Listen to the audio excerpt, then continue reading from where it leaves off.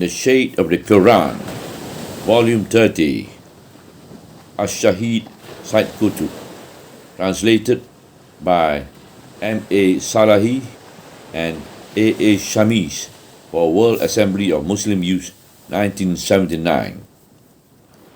Surah 80, The Frowning, Surah Abasa. بسم الله الرحمن الرحيم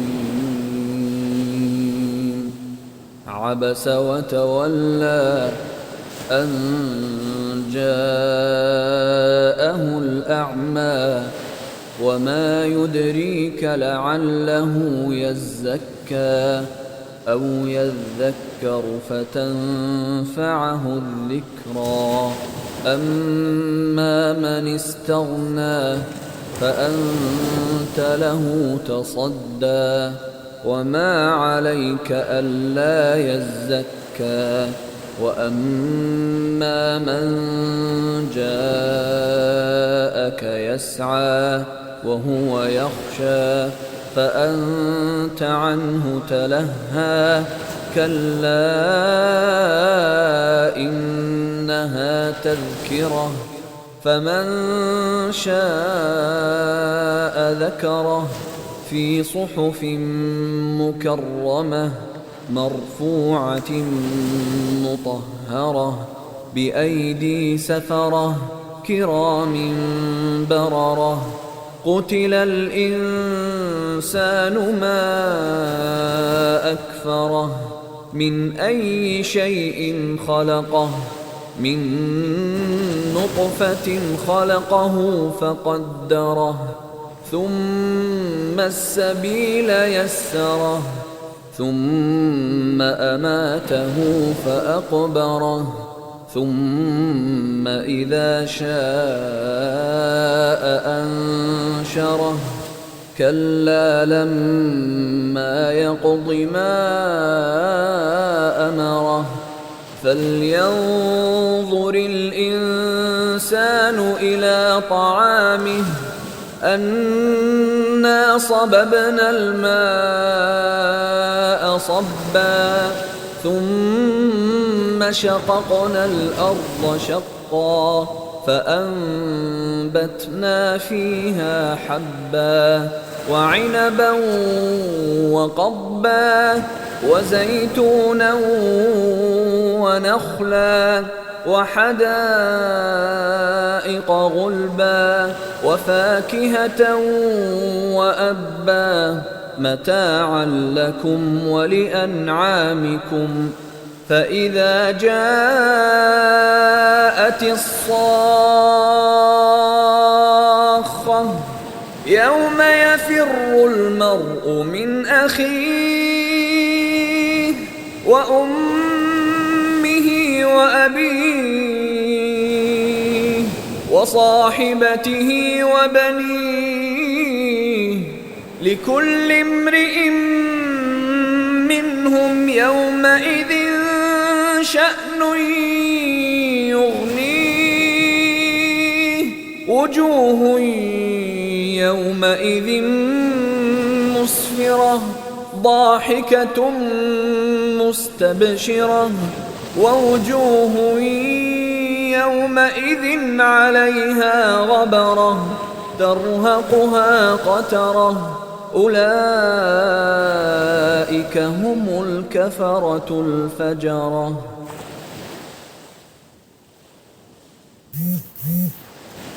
Bismillahirrahmanirrahim. In the name of Allah, the Beneficent, the Merciful. He frowned and turned his back when the blind man came to him. How could you tell? He might have sought to purify himself. He might have been forewarned, and the reminder might have profited him. But to the one who considered himself self-sufficient, you were all attention. Yet the fault would not be yours if you remain unclean. As to him who comes to you with zeal and with a feeling of fear in his heart, him you ignore and busy yourself with trifles. No, indeed, This is an admonition. Let him who will bear it in mind.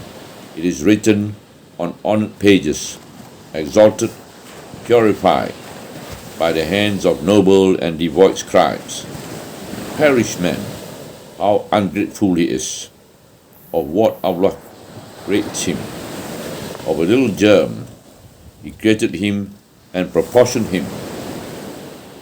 He makes his path smooth for him. He then causes him to die and puts him in his grave. He will surely bring him back to life when he pleases, but by no means has man fulfilled his bidding.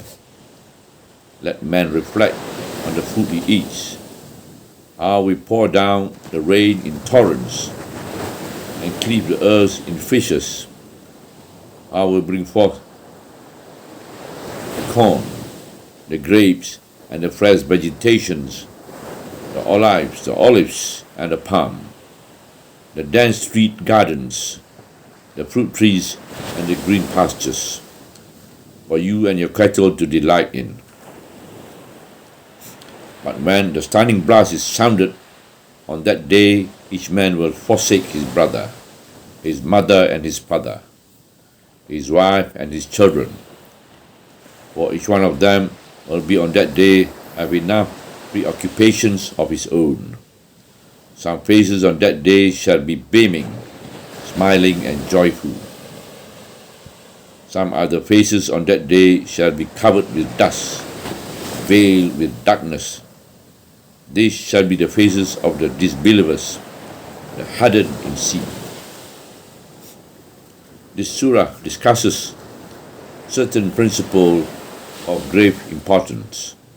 It is unique in its images and the impressions it leaves, combining its marked spiritual effect with superb musical rhythm.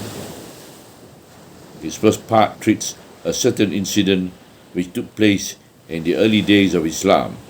The Prophet, peace be on him, was busy with a few dignitaries of the tribes of Quraysh, explaining to them the message of Islam, when Ibn Maktoum, a poor blind man, interrupted him.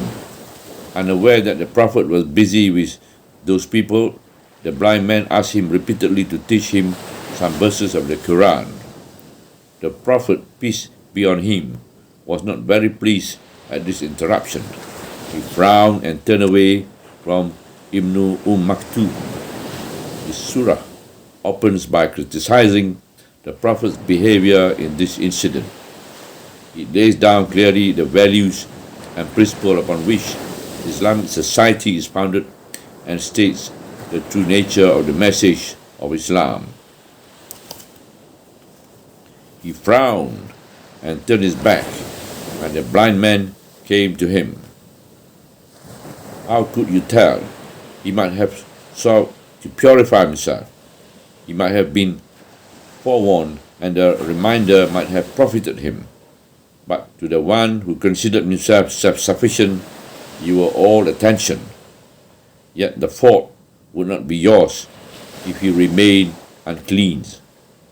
As to him who comes to you with zeal and with the feeling of fear in his heart, him you ignore and busy yourself with trifles.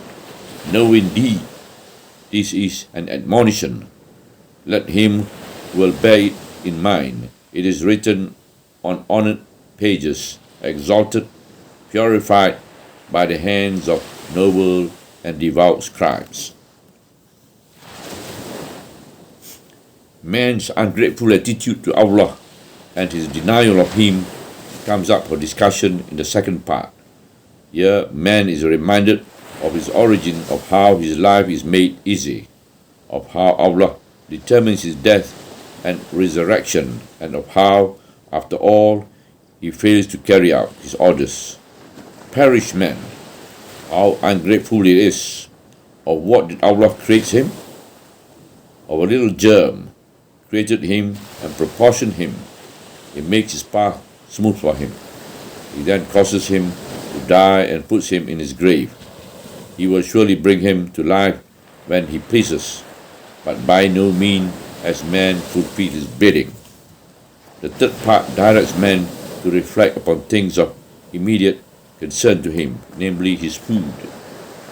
Absolute perfection of creation is obvious in the provision of food for man, as it is obvious in the creation, proportioning, and development of man himself.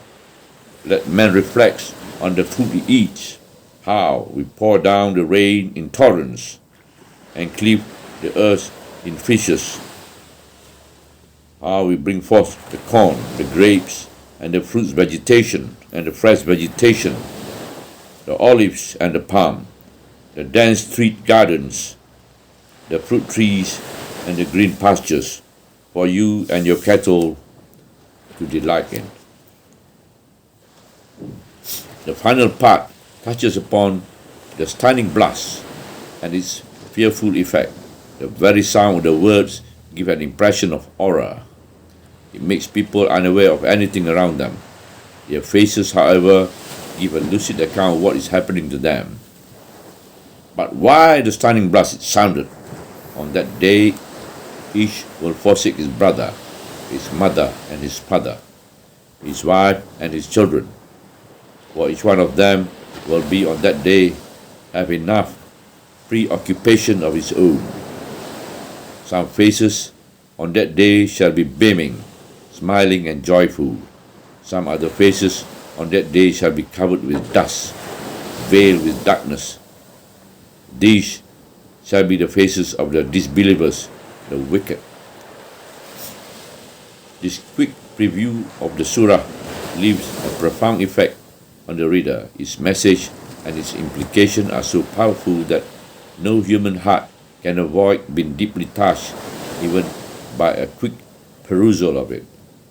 In the following pages, we will attempt to illustrate some of the very far-reaching effects of certain parts of the surah which may not be immediately apparent.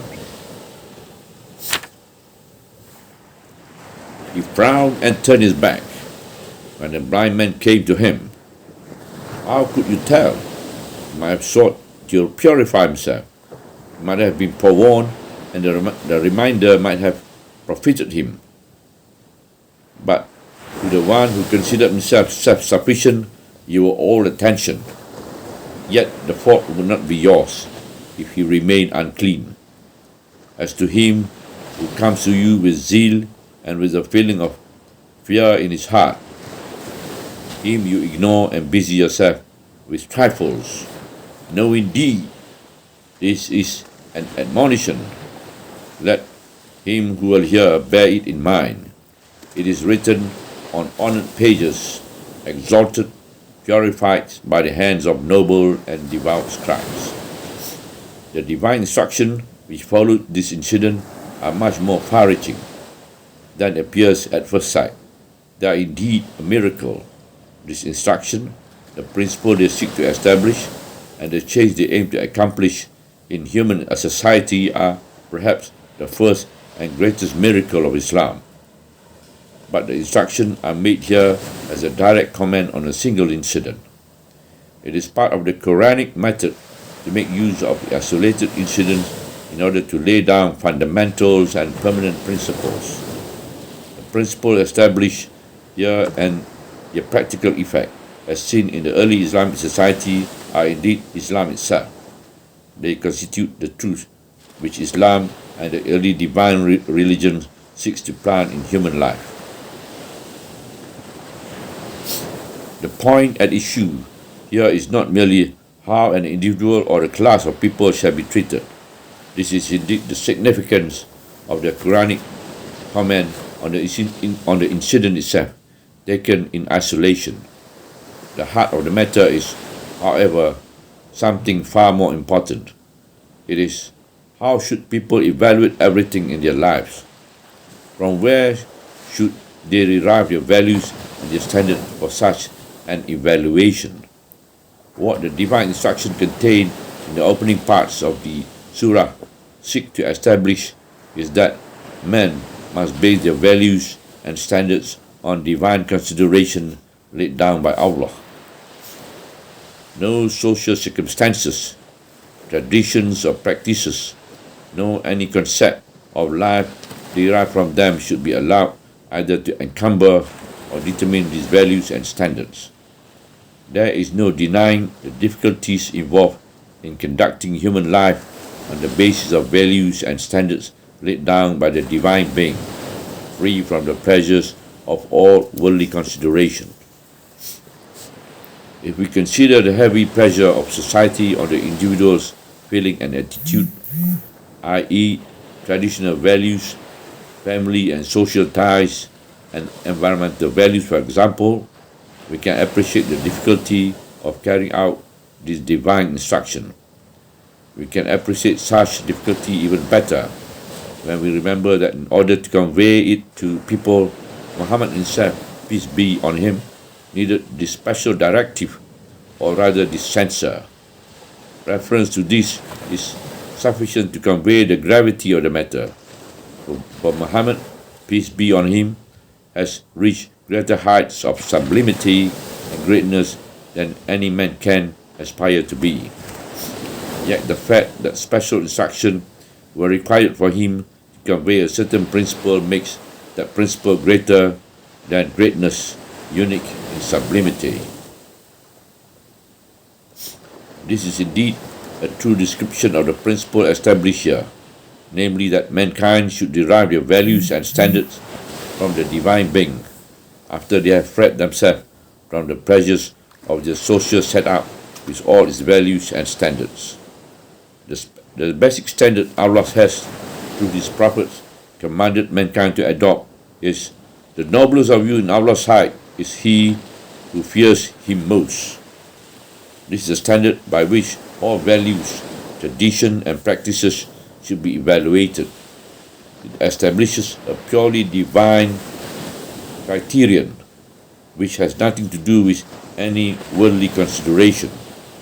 But people live on earth and establish a multitude of ties, each having its own weight and gravity.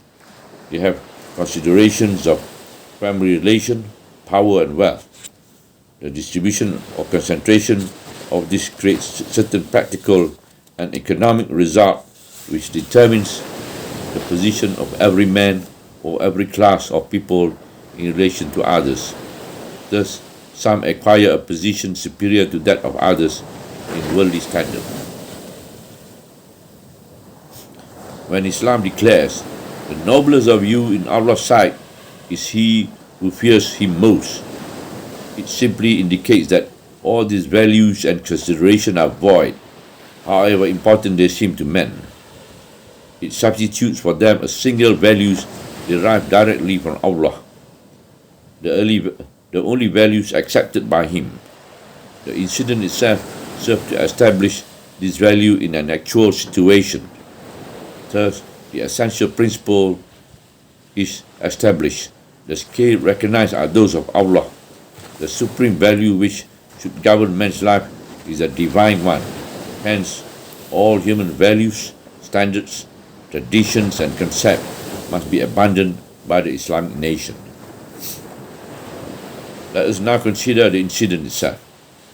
Ibn Maktoum, a poor blind man, comes to the Prophet, peace be on him, at a time when he is busy with a group of the most powerful and influential personalities in Mecca, including Utbah and Shaibah, the two sons of Rabi'ah, Abu Jahal, Amir ibn Hisham, Umayyah ibn Khalaf, Al-Walid ibn al-Mughirah.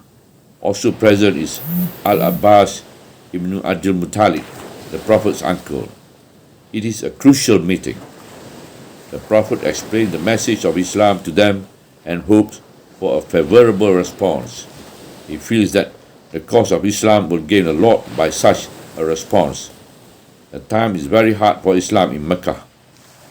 Those very people have been using all their wealth, power and influence to check its advancement and to stop people from accepting it.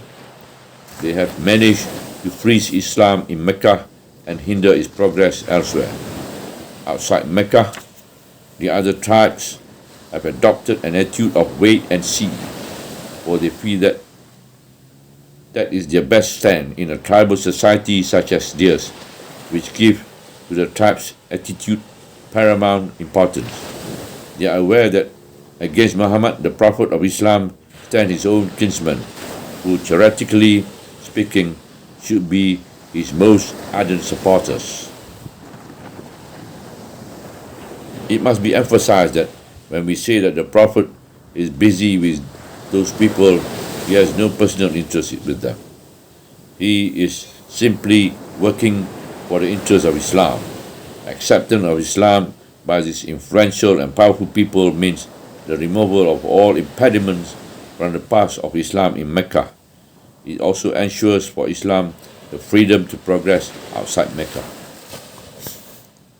With this crucial meeting in progress, a poor man comes and interrupts the Prophet, peace be on him, saying, "Messenger of Allah, teach me some verses of what Allah has taught you."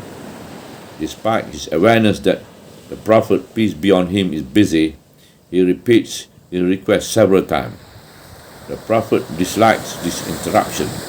His face, which remains unseen by the blind man, expresses his aversion. He frowns and looks away from the poor man, who has interrupted the crucial meeting of which the Prophet has great hopes for his message. Indeed, the Prophet's motive has been his great enthusiasm to win badly needed support for Islam. Here, heaven intervenes to say the final word in this matter and to put the landmarks along the whole length of the road. Thus, we were given a scale by which to weigh our values regardless of all consideration, including the consideration of what served the interests of Islam as seen by men, and even by the greatest man, Muhammad, peace be on him. This is why the Prophet, who has been described elsewhere in the Qur'an as having great and sublime nature, is strongly censored by Allah the Most High. It is the only point in the Qur'an that the Prophet, who is very dear to Allah, is told, "Kalla," inadequately translated as "no indeed." Kalla is a term of censure and an order to decease. That is because the contravent principle is central to this religion. The reproof is made in unique style, which defies translation into ordinary language. Written language has to apply certain rules and observe some well-defined norms. These would dampen the effects of the very vivid style of the Qur'an, which is characterized in this instance by its rapid touches and short phrases, which are more like feeling reactions and instant pictures. He frowned and turned his back when the blind man came to him. The use of the third person form here is significant. It suggests that the subject matter is so distasteful to Allah that he does not like to confront his beloved messenger with it. This in itself is a gesture of mercy and kindness to the Prophet. Thus the action which necessitated the reproof has been disguised with great subtlety. The reproof then takes the form of direct address, starting somewhat mildly.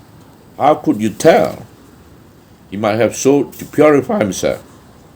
He might have been forewarned, and the reminder might have profited him. How could you tell but that is a great gains might have been made? That is to say that the poor blind man who came to see you seeking light might have profited by Allah's reminder and set about purifying himself.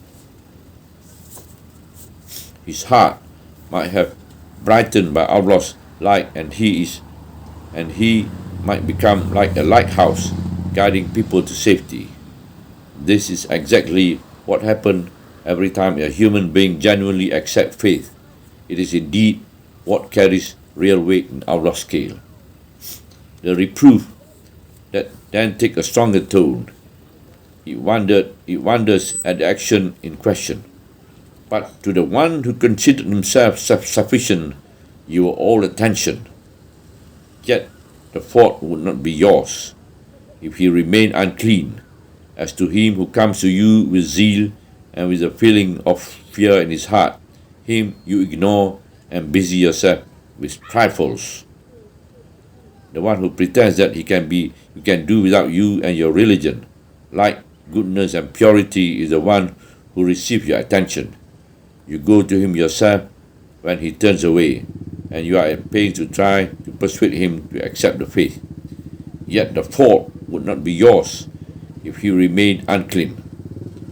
What it is to you if he chooses to remain infidel? You are not answerable for his sinful action. He will not secure your victory. As to him who comes to you with zeal, out of his own free will and with a feeling of fear in his heart, groping his way with outstretched hand, fearful of pitfall, him you ignore and busy yourself with trifles. What a strong description of the act of not paying due attention to the man who came to seek the right guidance. The tone gets even stronger, and the reproof becomes outright censure. Kalla, or no indeed, this must never be the case. There follows a statement affirming that Islam is an honorable and noble call. It has no need for anybody's support. It cares only for the one who accepts it on its merit, regardless of his position in human society. This is an admonition. Let him who will bear it in mind. It is written on honored pages, exalted, purified by the hands of noble and devout scribes. It is a noble and honored message in every respect. Its pages are purified and exalted, and trusted to noble and devout angel ambassadors who convey it to those human beings selected for the task of conveying it to their people. It is also dignified. No one who pretends that he is self-sufficient need to be approached about accepting this message of Islam. It is only for those who know its value and seek to be purified by it. So this is a divine standard by which all values and considerations should be evaluated, and all men should be judged. This is also Allah's word, which is the final judgment in all situations. But where and when was this laid down? The answer is in Mecca, when the Muslims were few in number, and Islam was the weaker side in an unequal battle. The attempt to win a group of powerful and influential men was not motivated by any personal interest. Ignoring the poor blind man was not occasioned by any personal consideration. All was for the sake of the new message, but the message itself calls for the adoption and application of this very standard and these very values. For Islam can never acquire any real power or achieve any true victory except through the establishment of these values and standards. As stated earlier, the essential principle involved is far greater and wider in scope than this single incident. It is that man should derive his values and standards from Allah, not from any worldly source. The noblest of you in Allah's sight is he who fears him most. Indeed, the one whom Allah considers noble is the one who deserves to be attended to and looked after, even if he is completely lacking in family relations, power, and wealth, the assets highly valued according to worldly standards. These and all other worldly values become worthless when they part ways with faith and the fear of Allah. This is the great issue which the divine instruction in this surah seeks to settle. The Prophet was deeply and powerfully touched by this divine instruction and by Allah's reproof. Throughout his life, he worked tirelessly for the establishment of this great principle in Islamic society. The first action taken by him was to announce this instruction and the reproof public. This in itself is something very great. Taken from any point of view, no person other than a messenger of Allah could have announced in public that he had been censored so strongly in such a singular manner for the slip he had made. it would have been enough for any other great man to recognize his mistake and to avoid a repetition in future.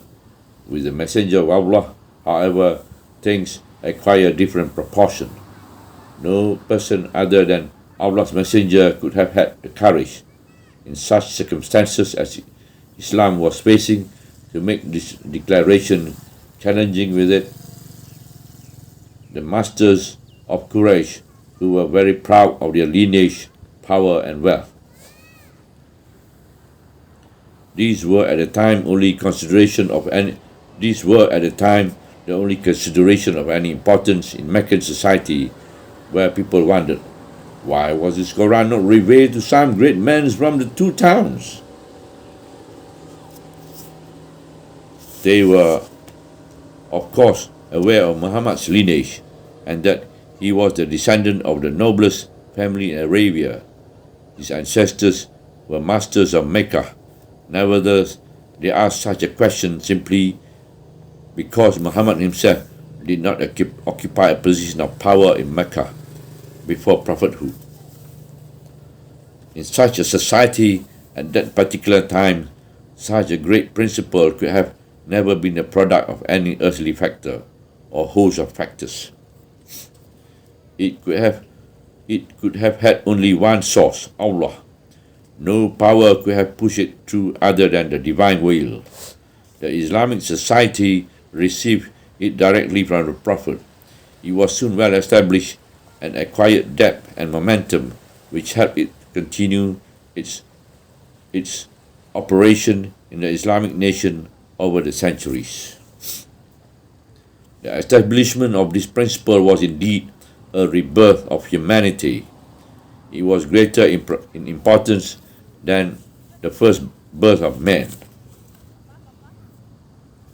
Man was able to free himself from all worldly bonds and standards and substitute for them a set of heavenly values which are independent of all earthly consideration.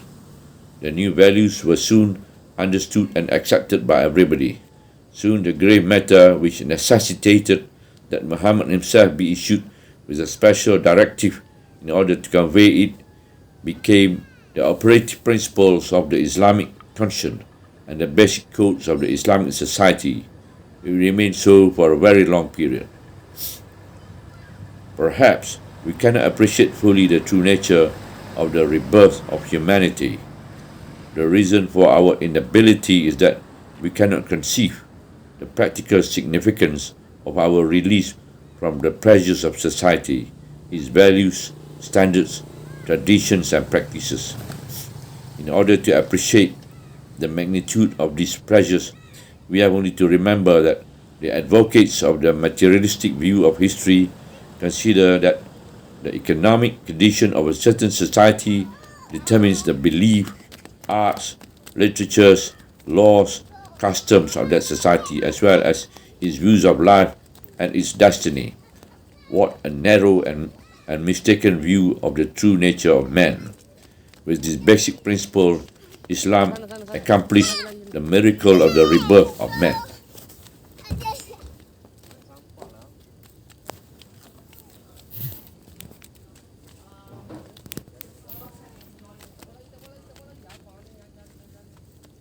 Perhaps we cannot appreciate fully the true nature of the rebirth of humanity.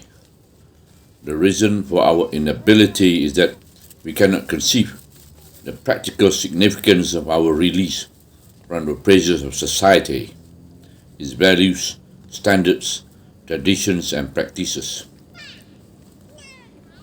In order to appreciate the magnitude of these pressures, we have only to remember that the advocates of the materialistic views of history considers that the economic condition of a certain society determines the belief, arts, literature, laws, customs of that society, as well as its views of life and its destiny. What a narrow and mistaken view of the true nature of man. With this basic principle, Islam accomplished the miracle of the rebirth of man. Since then, the values attached to this great principle have become supreme. Their ascendancy, however, was by no means easy, neither in the Arabian society nor in the minds of the Muslims themselves. Through his action and directive, coloured by the professed effect the divine instruction in this surah left on him, the Prophet was able to implant this basic principle of Islam in the conscience of his companions and in the life of the Islamic society he had established. He looked after his new plant with unfailing care until he had established deep roots and spread its branches wide. This was why this principle remained for centuries the guiding principle of the Muslims community in spite of a multitude of opposing factors. After this incident, the Prophet always gave Ibn Maktum a warm welcome. Whenever he meets him, he said, "Welcome to the man for whose sake my Lord reproved me." He appointed him twice as his deputy governor of Medina when he had to be away. The Prophet married his own cousin Zainab bin Jans of the Asad clan to his former slave Zahid ibn Harisa. Marriage has always been a very delicate issue, said it was particularly so in the Arabian Peninsula at that time.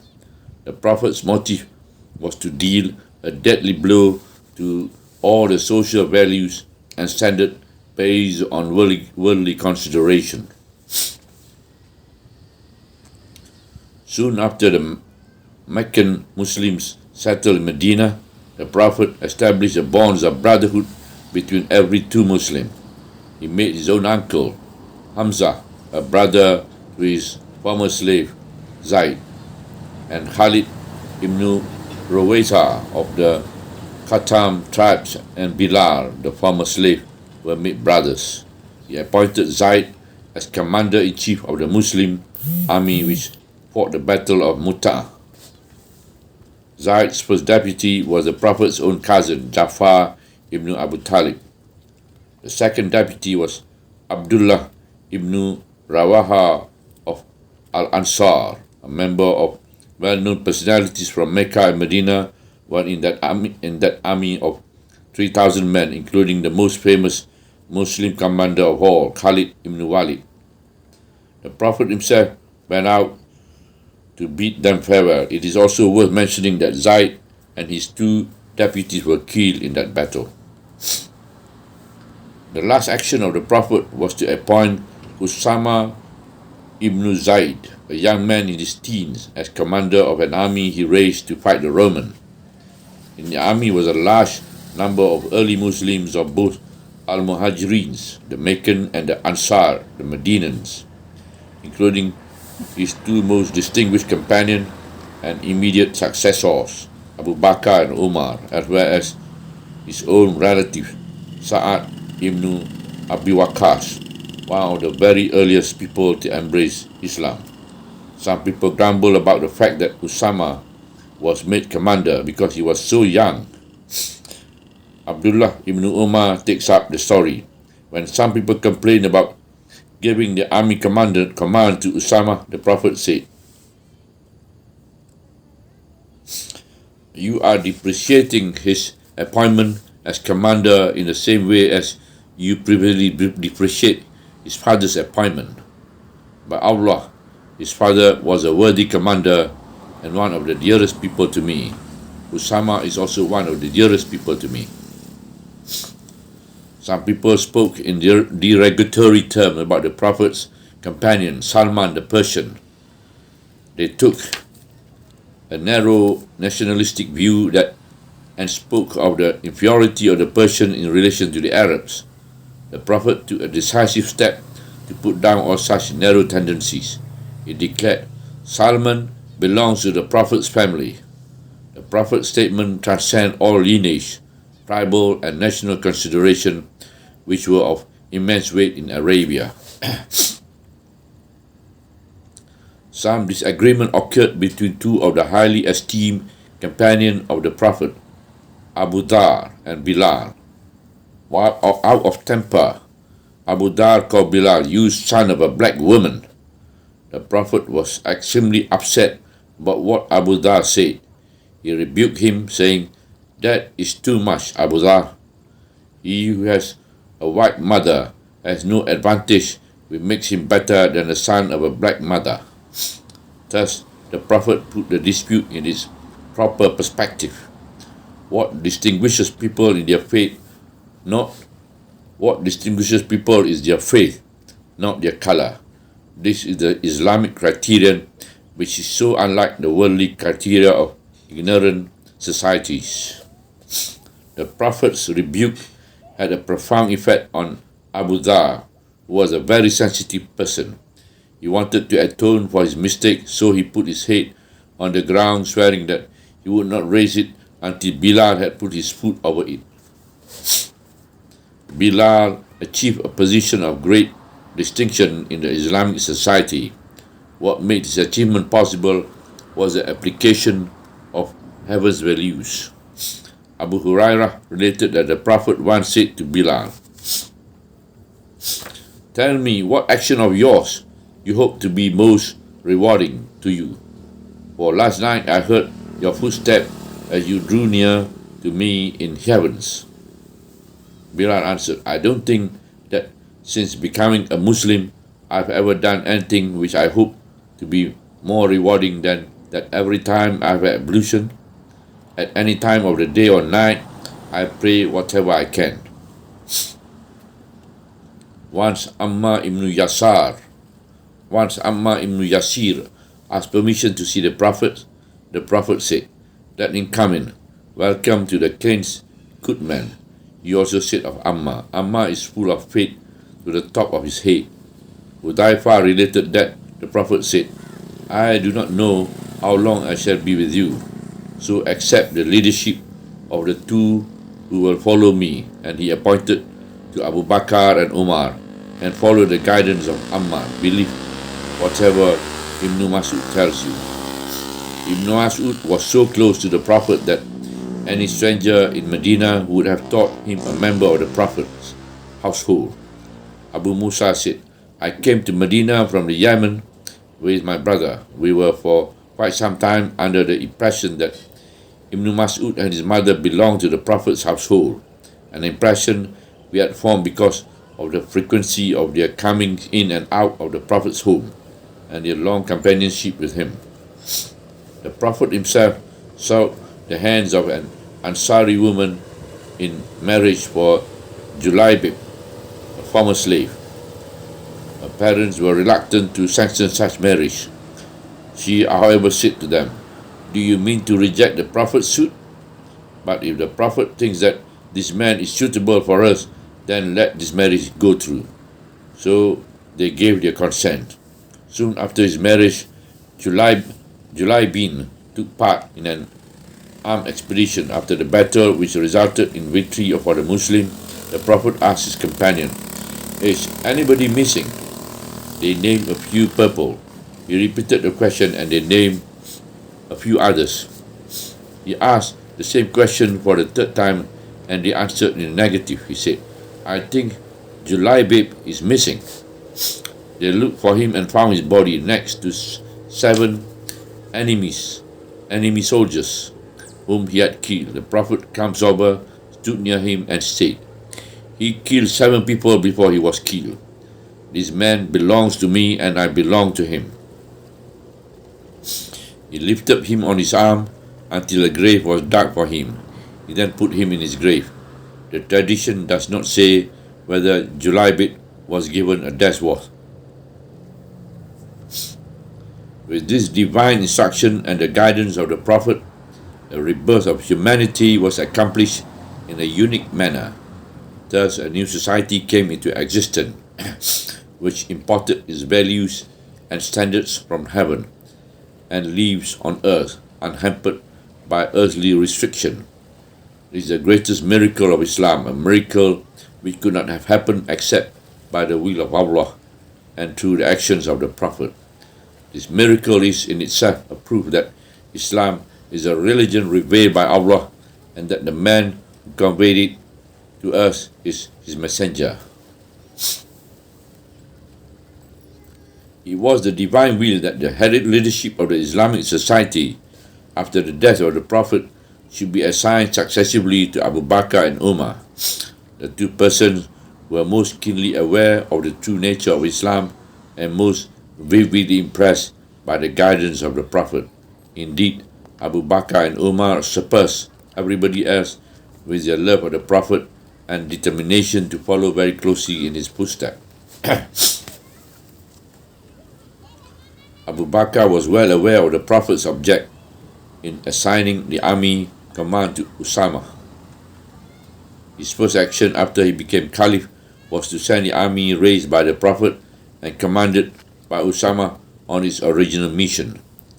Abu Bakr the Caliph went along with the army to the outskirts of Medina to bid it farewell. It was a strange scene. Abu Bakr the old Caliph walking and Usama the young commander on his horse. Usama felt ashamed and begged Abu Bakr to ride or else he would walk along him. Abu Bakr refused, saying, "You shall not walk, and I shall not ride. It will not do me no harm to walk for an hour if my walking is for the cause of Allah." Abu Bakr felt that he needed Omar to help him shoulder the responsibility of government. Omar, however, was a soldier in Usama's army, so he had to ask Usama's permission to discharge him. Hence, the Caliph, the head of the state, said to his army commander, "If you think you could spare me Omar to help me, then please do so." What a request! It is the height of magnanimity, attainable only with Allah's will by individuals well taught by Allah's messenger.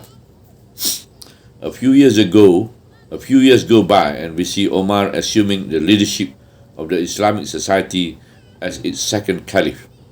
One of his actions was to appoint Ammar ibn Yasir, who formerly belongs to the lower classes of Mecca, as governor of the Kufa region in Iraq.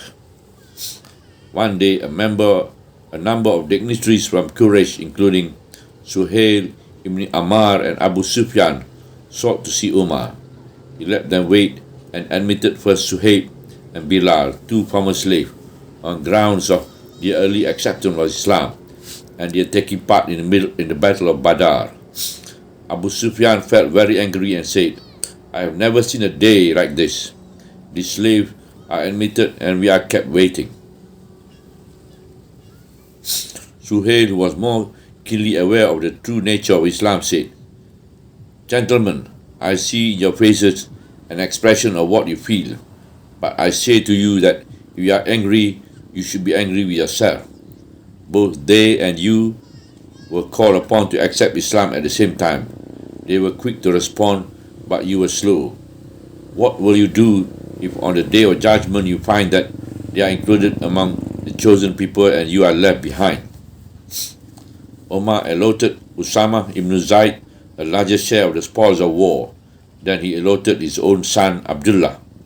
When Abdullah queried his father's decision, Omar said, "Son, the Prophet used to love Zayd more than he loved his father, and he loved Usama more than he loved you. What I did was simply to attach to the Prophet's love higher value than I attached to my own love." As he said this, Omar was of course fully aware that the Prophet measured his love by the divine standards. Omar sent Ammar to question Khalid ibn Walid, the victorious commander of the Muslim army and a descendant of a noble family, about certain charges. Omar tied Khalid's ropes around his neck. Ammar tied Khalid's rope around his neck. Some reports added that he tied Khalid's hands throughout the interrogation with the clothes of his own turban. When the investigation proved Khalid's innocent, Ammar untied him and put Khalid's turban back on his head and with his own hand. Khalid did not object to this treatment. He knew that Ammar was one of the early companions of the Prophet. Khalid also knew that what the Prophet used to say about Ammar. It was Omar himself who used to say about Abu Bakr and Bilal, Abu Bakr is our master and he fed our master. This refers to the days when Bilal was a slave of Usama ibn Khalaf, who used to torture him mercilessly in order to turn him away from Islam. Abu Bakr bought Bilal from Umayyah and set him free. This former slave Bilal is described by Umar the Caliph as our master. Umar was the one who said, had Salim, the former slave of Abu Hudayfa, been alive, I would have nominated him to succeed me. This statement must be taken against the background that Umar did not nominate anyone to succeed him, not even Osman, Ali, or Talha or Zubair. He only appointed a consultative committee of 6 so that the next caliph should be chosen from among them. Ali ibn Abu Talib sent Ammar and Al-Hasan, his own son, to Kufa to seek their support against Aisha. May Allah be pleased with her. His message said, I know that she is your Prophet's wife in this life and in the hereafter. You are, however, faced with tests which will prove whether you follow your Prophet or his wife. The people of Kufa accepted his case against Aisha, mother of the believers, and Abu Bakr's daughter. May Allah be pleased with them all. Bilal was asked by his brother in Islam, Abu Ruwaiha of Khattam, to speak for him to the family of a Yemeni woman he wished to marry. Bilal went to them and said, I am Bilal ibn Rabah, and this is my brother, Abu Ruwaiha. He lacks good manners and firm belief. You may please yourself whether you give him your daughters in marriage or not. He did not deceive them by hiding the truth, nor did he behave as a mediator, unmindful of his answerability to Allah. The family concerned were pleased with such honesty. They married their daughters to Abu Ruwaiha, the noble Arab whose advocate was Bilal, the former slave from Abyssinia. This fundamental principle remained for centuries firmly established in the Islamic society, despite the various factors working for the bringing about of a setback to that society. Abdullah ibn Abbas was always remembered with his slave Ikrimah, while Abdullah ibn Umar was remembered with his slave Nafi. Anas ibn Malik was always associated with his slave Ibn Sirin, as was Abu Hurairah with his slave Abdurrahman ibn Hormuz. The most distinguished men of learning were Al-Hasan in Basra, Mujahid ibn Jar, Atta ibn Rabah, and Tawus ibn Kaysan. In Egypt, Yazid ibn Abi Habib, a black slave from Dengla, was the Grand Mufti, holder of the highest position of religious authority during the reign of Umar ibn Abdul Aziz. This divine standard continued to win high respect for the pious and God-fearing, even when they were deprived of all things to which worldly consideration attached great value. It was only recently that this divine standard ceased to operate after the whole world had been overwhelmed by the tides of ignorance. In the United States, the leading country of the West, a man is valued according to the size of his bank balance. In the Soviet Union, the leading country of the East, where materialism reigns supreme, a man is worth less than a machine. The land of Islam, on the other hand, has sunk back into ignorance from which Islam had saved it a long time ago. Ignorant creeds which Islam had rooted out have been revived. The divine standard have been abandoned in favor of ignorant values which are completely alien to Islam.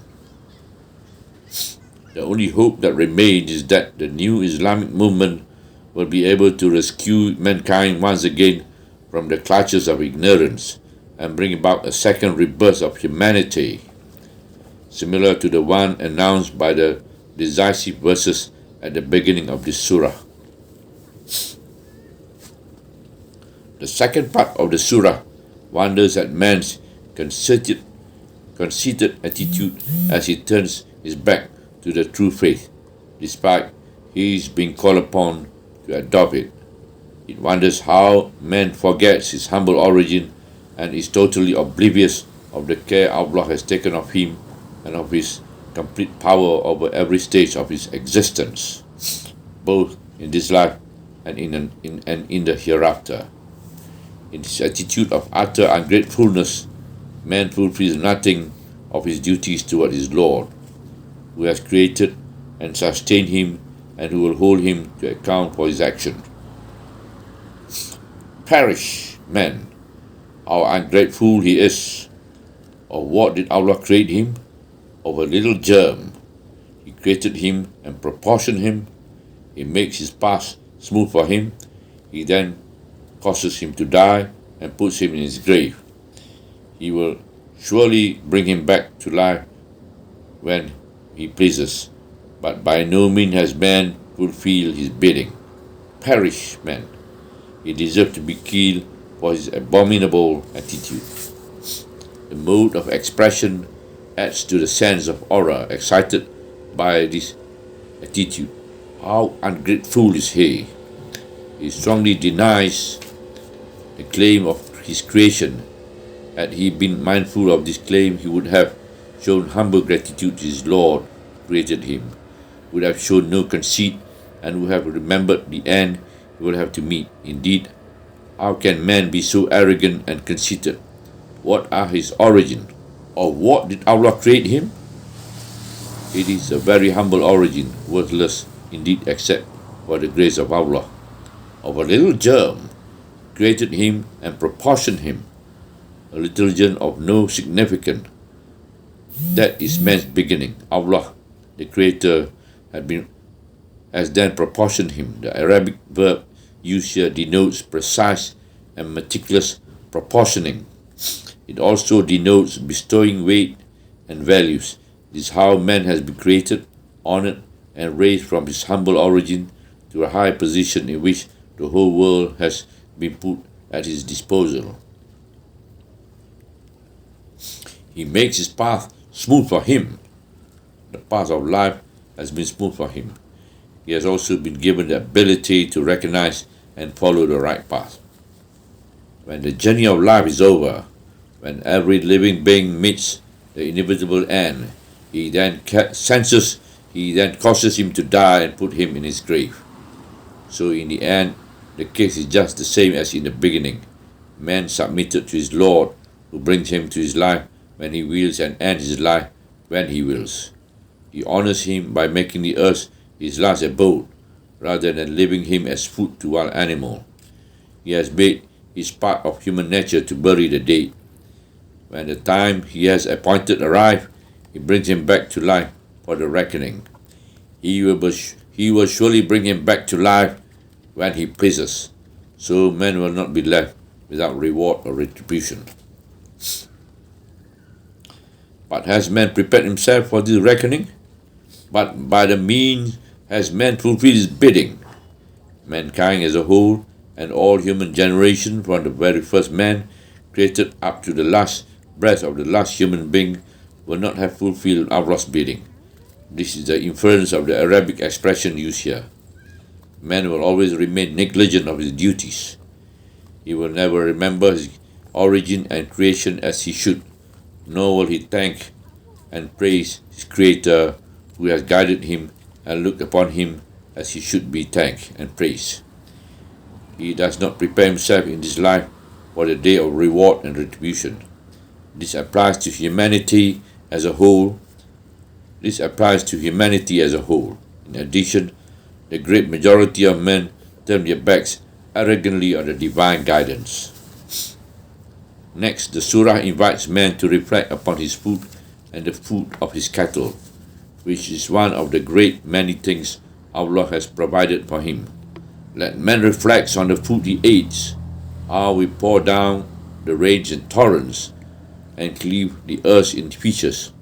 We bring forth the corn, the grapes, and the fresh vegetation, the olives and the palm, the dense street gardens, the fruit trees, and the green pastures, for you and your cattle to delight in. This is the full story of man's food, related here stages by stages. Let man reflect. Does he play any significant role in it? Can he determine or change its course? Indeed, the same hand which has brought him to life has brought forth the food to sustain him. Let man reflect on the food he eats. Food, the first necessity of human life, deserves a few thought. It is made readily available day after day, but it has a simple and wonderful story. Yet its simplicity makes man forget its wonder. Nevertheless, it is as miraculous as man's own creation. Every step is determined by the supreme will which has created man. How we pour down the rain in torrents. Pouring down the rain is in fact known to every human being whenever he lives, regardless of his level of experience or knowledge. It is therefore taken up in this address to all human beings. As man's knowledge has increased, he is now able to appreciate the meaning of this verse more fully. He knows that something happened a long time before the daily phenomenon of rain came to be established. Perhaps the theory closest to the truth concerning the formation of the ocean, whose water evaporates and then falls down as rain, claims that they were formed somewhere above the earth and then were poured down in torrents. A contemporary scientist says on this subject, if it is true that the temperature of the earth at the time of its separation from the sun was about 12,000 degrees centigrade, or that of the surface of the sun, then all the elements were free, and therefore no chemical combination of importance could exist. Gradually, as the earth or the earth-forming fragments cooled, combination could take place, and the nucleus of the world as we knew it is formed. Oxygen and hydrogen could not combine until the temperature was reduced to 4,000 degrees Fahrenheit. At this point, this element would rush together and form water. What we know as the atmosphere must have been animals at that time. All the ocean were in the sky, and all those elements not combined were in the air as gases. Water, having formed in the outer atmosphere, fell towards the earth but could not reach it, as the temperature near the earth was higher than it was thousands of miles out. Of course, the time came when the deluge would reach the earth, only to fly up again as steams. With whole ocean in the air, floods that would result as cooling progress are beyond calculation.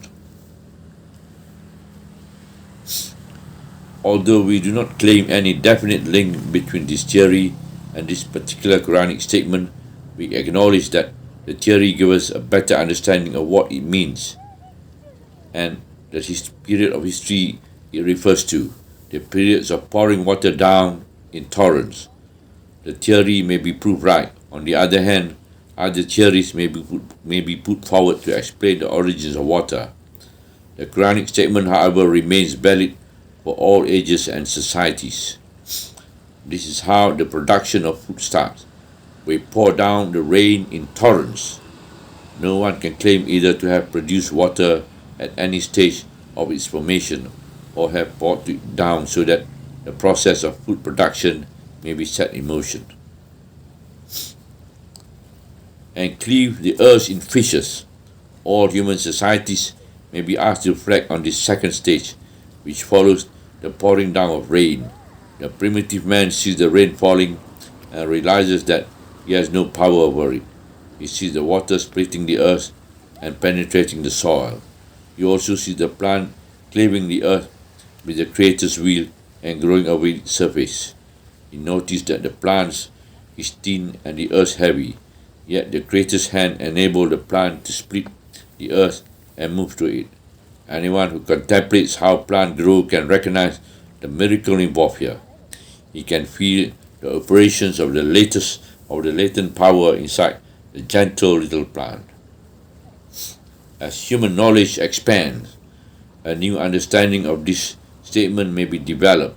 The cleaving of the earth so that it becomes suitable for the growth of vegetation may have taken place a long time ago. The Quranic statement may refer to the multiple break up of the rocks of the surface of the earth caused by the great floods, by the various climatic factors which, according to modern scientists, contributed to the formation of a soil layer where vegetation can grow.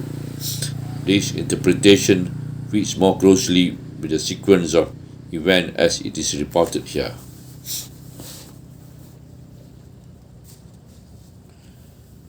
This is the story of food, the provision of which is carefully planned by the hand which created man.